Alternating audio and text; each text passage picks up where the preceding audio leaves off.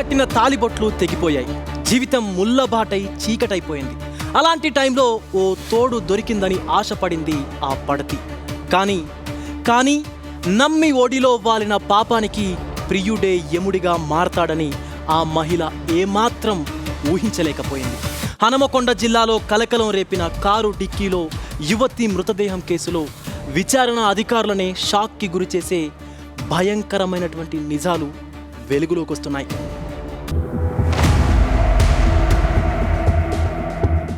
హన్మకొండ జిల్లా ఎల్కతుర్తిలో నిర్మానుష్యంగా ఉన్న ప్రదేశంలో ఓ కారు ఆగింది. 3 రోజులైనా ఆ కార్ అక్కడి నుంచి కదల్లేదు. ఆ కారులోంచి దుర్వాసన రావటంతో చుట్టుపక్కల రైతులకు అనుమానం వచ్చి పోలీసులకు ఇన్ఫర్మేషన్ ఇచ్చారు. పోలీసులు వచ్చి కార్ డిక్కి బ్రేక్ చేయగానే అందులో ఓ మూట కనిపించింది.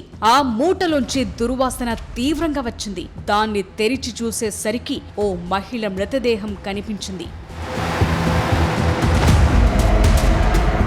అసలు ఈ కారుని ఇక్కడికెవరు తీసుకొచ్చారు, ఇందులో ఉన్న డెడ్ బాడీ ఎవరిదని కోణంలో విచారణ ప్రారంభించారు పోలీసులు. కార్ నెంబర్ ఆధారంగా ఓనర్ సురేందర్ ను పిలిపించారు. ఆ కార్ని కొద్ది రోజుల క్రితం ఇదే ప్రాంతానికి చెందిన సాఫ్ట్వేర్ ఎంప్లాయ్ వినోద్ కు రెంట్కిచ్చినట్టు చెప్పాడు. ఇక పోలీసులు వినోద్ ను వెతికి మరీ పట్టుకుని విచారిస్తే మైండ్ బ్లాంక్ అయ్యే నిజాలు బయటపడ్డాయి.